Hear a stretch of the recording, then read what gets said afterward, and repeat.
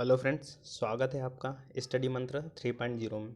आज हम इस वीडियो में देखने वाले हैं रेलवे की ने जो भी पिछले सालों में एग्ज़ाम ली है उसमें एनटीपीसी, एलपी और ग्रुप डी के क्वेश्चन साइंस के क्वेश्चन इस वीडियो में हम डिस्कस करने वाले हैं।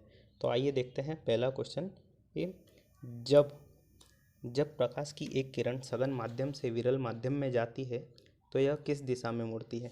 यह अभिलंब की ओर तथा धीमी हो जाती है, अभिलंब से दूर तथा गति बढ़ जाती है, या अभिलंब से दूर तथा धीमी हो जाती है, या अभिलंब की ओर तथा गति बढ़ जाती। तो देखते हैं, यह है क्या? अभिलंब। ठीक है। और ये क्या है? प्रकाश किरण। ये जो है सघन माध्यम हो गया। ये सघन माध्यम से जब विरल माध्यम में आएगी तो प्रकाश किरण को जाना ऐसा था, परंतु ये क्या करती है कि यह ऐसे चली जाती है माध्यम से, जो है ये अभिलंब से दूर हट जाती है और इसकी जो गति है, गति भी बढ़ जाती है। अब ऐसा क्यों होता है कि सघन माध्यम में जो है माध्यम के कण जो होते हैं बहुत पास पास होते हैं, इसलिए जो ये किरण है, प्रकाश की किरण, इसको गति करने में समस्या होती है। और जो है विरल माध्यम में जो माध्यम के कण दूर दूर होते हैं, इसलिए जो प्रकाश की किरण है इसको गति करने में परेशानी नहीं होती। तो इसलिए इसकी क्या होती है? गति भी बढ़ जाती है और ये क्या होते हैं? अभिलंब से दूर हट जाती है। तो इसका सही आंसर क्या होता है? अभिलंब से। ऑप्शन नंबर बी सही आंसर हो जाएगा। अभिलंब से दूर तथा गति बढ़ जाती है। आइए देखते हैं दूसरा क्वेश्चन। निम्नलिखित में से किसे ओरम कहा जाता है? तो जो सोना है, सोने को लैटिन भाषा में क्या कहा जाता है? ओरम कहा जाता है। तो इसका सही आंसर क्या हो जाएगा? ऑप्शन नंबर बी सही आंसर हो जाएगा। देखते हैं अगला क्वेश्चन।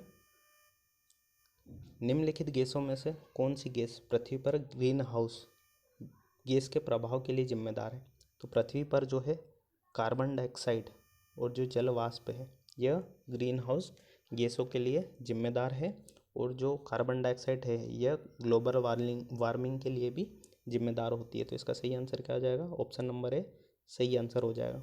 देखते हैं अगला क्वेश्चन कि भारतीय विज्ञान संस्थान कहाँ पर स्थित है? तो जो भारतीय विज्ञान संस्थान जो है बेंगलोर में स्थित है। और जो बेंगलोर में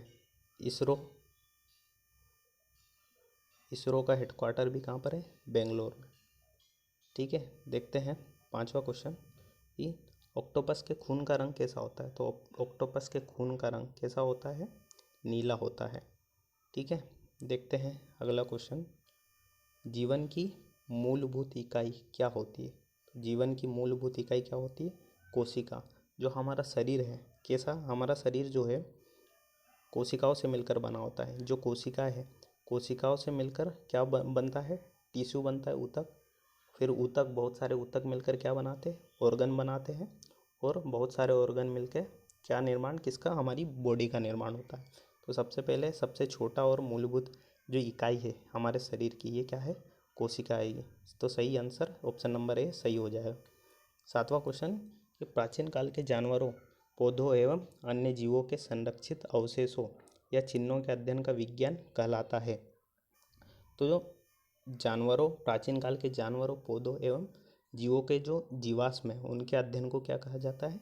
जीवाश्म विज्ञान कहा जाता है। तो ऑप्शन नंबर सी प्लेंटोलॉजी इसका सही आंसर हो जाएगा। अब इसमें भी क्या आ रहा है? इसमें भी पौधे आ रहा है और इसमें भी क्या आ रहा है? प्लेंटो आ रहा है। तो सही जो प्लेंटो है किसका अध्ययन हो जाएगा? पौधों का अध्ययन हो जाएगा। देखते हैं आठवां क्वेश्चन कि किसे मार्स गैस भी कहा जाता है? तो जो मीथेन है, मीथेन को क्या? मार्स गैस भी कहा जाता है। और जो बायोगैस है, बायोगैस या जो नेचुरल गैस है, इसमें भी मुख्य घटक कौन सा होता है? 80% तक क्या पाई जाती है? मीथेन पाई जाती है। तो सही आंसर क्या हो जाएगा? मार्स गैस किसे कहते हैं? मीथेन को मार्स गैस कहते हैं। नौवां क्वेश्चन है कि निम्नलिखित में से कौन सा एक कोशिकीय जीव होता है? तो जो प्रोटोजोआ है यह क्या है? एक कोशिकीय जीव होता है। ठीक है। और जो एनेलिड्स है, एनेलिड्स का शरीर जो होता है पतला होता है। इसके अंतर्गत जो भी जीव आते हैं उनका शरीर पतला होता है और कैसा? लंबा होता है। और इसमें कौन से उदाहरण आ जाएंगे? जो केचुआ और जो जोक, केचुआ और जो जोक होते हैं ये किसके अंतर्गत आते हैं? एनालिट्स के अंतर्गत आते हैं। और एकेनोडर्म्स जितने भी समुद्री जीव होते हैं, यह एकिनोडर्म के अंतर्गत आते हैं। ठीक है, आगे देखते हैं 10वां क्वेश्चन। पेनिसिलिन का आविष्कार किसने किया? तो पेनिसिलिन का आविष्कार अलेक्जेंडर फ्लेमिंग ने किया है। जो पेनिसिलिन है ये क्या है? सबसे पहला क्या है? एंटीबायोटिक है, जो कि अलेक्जेंडर फ्लेमिंग ने किससे बनाया था? कवक, और इंग्लिश में बोलेंगे फंगी से बनाया था क्या? पेनिसिलिन। और ये है एक प्रकार का क्या है? एंटीबायोटिक। देखते हैं 11वां क्वेश्चन कि मेंडलीफ की आवर्त सारणी में तत्वों के गुणों को अनेक खालिस्तान का आद्विक स्वभाव माना जाता है। तो जो ये क्वेश्चन यह कह रहा है कि मेंडलीफ की आवर्त सारणी में तत्वों का जो भौतिक आधार क्या माना गया था? तो मेंडलीफ ने अपनी आवर्त सारणी में जो तत्वों को परमाणु द्रव्यमान के अकॉर्डिंग रखा था। उसके बाद कौन आया? हेनरी मोजले ने क्या बनाई? हेनरी मोजले ने आधुनिक आवर्त सारणी बनाई, जिसमें कि उन्होंने तत्वों को किसके? परमाणु संख्या के आधार पर तत्वों को रखा। 12वां क्वेश्चन है कि प्रतिरोध की एसआई इकाई क्या है? तो प्रतिरोध की एसआई इकाई क्या होती है? ओम होती है। न्यूटन किसकी इकाई है? न्यूटन जो है बल या फोर्स की इकाई है। और यहाँ जुलाई नहीं आएगा, यहाँ क्या आएगा? जूल किसकी इकाई है? जूल कार्य या ऊर्जा की यूनिट होती है। और कूलाम जो होती है विद्युत आवेश की होती है। देखते हैं 13वां क्वेश्चन कि सार्वभौतिक गुरुत्वाकर्षण जो कांस्टेंट जी के मूल्य की खोज किसने की? तो जो इंग्लिश में क्या बोलेंगे इसको? जो ग्रेविटेशनल कांस्टेंट है, इसकी खोज किसने की? इसका मान किसने दिया? हेनरी कैवेंडिश ने इसका मान दिया। किसका? ग्रेविटेशनल कांस्टेंट, गुरुत्वाकर्षण कांस्टेंट का, गुरुत्वाकर्षण नियतांक का। और इसने जी का मान कितना दिया? हेनरी कैवेंडिश ने 6.67 इंटू 10⁻⁻11 न्यूटन मीटर स्क्वायर पर केजी स्क्वायर इसने जी का मान दिया। ठीक है, और जो गुरुत्वाकर्षण का नियम किसने दिया? तो आइजैक न्यूटन ने गुरुत्वाकर्षण का नियम दिया। देखते हैं अगला क्वेश्चन कि हीलियम को छोड़कर सभी नोबल गैसों में भारी सेल में कितने इलेक्ट्रॉन होते हैं? तो हीलियम को छोड़कर अन्य सभी जो भी नोबल गैसें होती हैं उनके भारी सेल में 8 इलेक्ट्रॉन होते हैं। और हीलियम जो होती है, हीलियम के भारी सेल में कितने? 2 इलेक्ट्रॉन होते हैं। और नोबल गैस कितनी होती है टोटल? जो नोबल गैस 6 नोबल गैस होती है। कौन कौन सी? हीलियम, नियॉन, आर्गन, क्रिप्टॉन, जेडन और नियॉन। ये नोबल गैस या अक्रिय गैस भी इनको कहा जाता है। और अक्रिय गैस इसलिए इनको कहा जाता है क्योंकि यह अन्य गैसों से क्या क्रिया नहीं करती।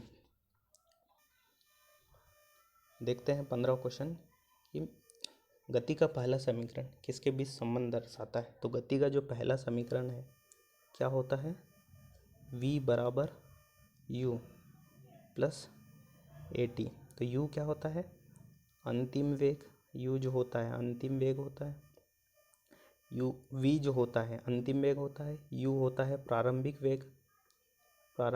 वेग। उसके बाद जो होता है a जो है ये क्या होता है? त्वरण या एक्सेलरेशन। और t जो होता है टाइम। तो जो गति का पहला नियम है ये वेग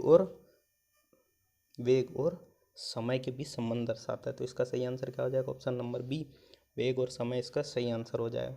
देखते हैं अगला क्वेश्चन। जब किसी पिंड पर असंतुलित बल लगाया जाता है, ये क्या है? लगाया जाता है, तो इसकी खालिस्तान में निरंतर परिवर्तन होता है। तो जब भी किसी पिंड पर असंतुलित बल लगाया जाता है तो इसकी खालिस्तान में परिवर्तन होता है। तो जब भी क्या करते हैं इसमें आया असंतुलित बल। तो असंतुलित बल क्या होता है? जब भी हम किसी पिंड पर 2 असमान बल लगाएंगे विपरीत दिशा में, एक इधर की दिशा में लगाएंगे, एक इधर की दिशा में। ठीक है, और इधर एक बल लगाया हमने 10 न्यूटन और इधर लगाया 5 न्यूटन। ठीक है, तो ये 10 न्यूटन वाला बल जो है ये जो पिंड या वस्तु को इधर ले जाने की कोशिश करेगा, ठीक है। और ये 5 किलो न्यूटन वाला बल इसको रोक नहीं पाएगा। तो ऐसे बल को क्या कहा जाता है? असंतुलित बल कहा जाता है।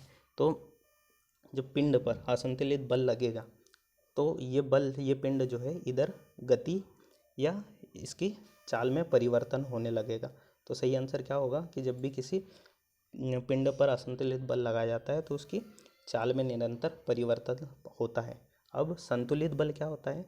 जब भी हम किसी पिंड पर दोनों साइड से समान बल लगाएं, इधर भी 10 न्यूटन का बल लगाया और इधर भी 10 न्यूटन का बल लगाया, तो इसे क्या कहेंगे? हम संतुलित बल कहेंगे। देखते हैं 17वां क्वेश्चन। निम्नलिखित में से कौन सा तत्व का रासायनिक प्रतीक लैटिन भाषा से लिया है?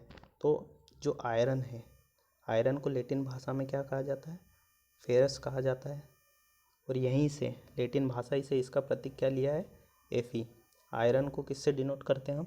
दर्शाते हैं Fe से। और जो है कार्बन को तो इंग्लिश भाषा से लिया गया है, इसके प्रथम अक्षर C से लिया गया है। एल्यूमिनियम को भी इसके फर्स्ट 2 अल्फ़ाबेट है Al, इससे दर्शाते हैं। और क्लोरीन को भी इसके फर्स्ट 2 अल्फ़ाबेट है Cl, इससे दर्शाते हैं। सिर्फ आयरन को कहाँ से लिया है? लैटिन भाषा के शब्द से दर्शाते हैं, Fe से दर्शाते हैं। देखते हैं 18वां क्वेश्चन।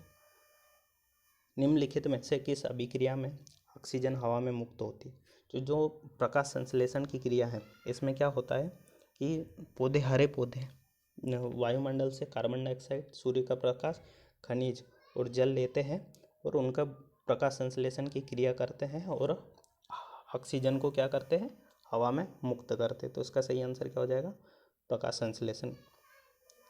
19वां क्वेश्चन। मधुमक्खी के डंक का इलाज करने के लिए खालिस्तान के घोल का उपयोग किया जाता है। तो मधुमक्खी के डंक का इलाज करने के लिए बेकिंग सोडा के घोल का उपयोग किया जाता है। और बेकिंग सोडा का और उपयोग कहाँ पर करते हैं? जो बेकरी आइटम्स बनाते हैं उनमें भी बेकिंग सोडा का उपयोग किया जाता है। और अग्निशामक जो यंत्र है उनमें भी बेकिंग सोडा को आग बुझाने के तौर पर काम में लिया जाता है। तो इसका सही आंसर ऑप्शन नंबर डी सही हो जाएगा। देखते हैं 20वां और लास्ट क्वेश्चन कि परमाणु के भीतर न्यूटन द्वारा प्रोटॉन पर आरोपित बल कहलाता है। तो ये हो गया, मान लो परमाणु हो गया, एटम हो गया, और इसके भीतर क्या होता है? प्रोटॉन और न्यूट्रॉन होते हैं। तो न्यूटन द्वारा ये इसे क्या कहते हैं? ये परमाणु के नाभिक में उपस्थित होते हैं। तो न्यूटन द्वारा प्रोटॉन पर कौन सा बल लगाया जाता है? नाभिकीय बल लगाया जाता है। तो ऑप्शन नंबर डी इसका सही आंसर हो जाएगा। तो ये हमने जो रेलवे ने एग्ज़ाम ली थी उसके 20 क्वेश्चन डिस्कस किए हैं। यदि वीडियो अच्छा लगा हो तो चैनल को सब्सक्राइब करें और वीडियो को लाइक करना ना भूलें। Thank you.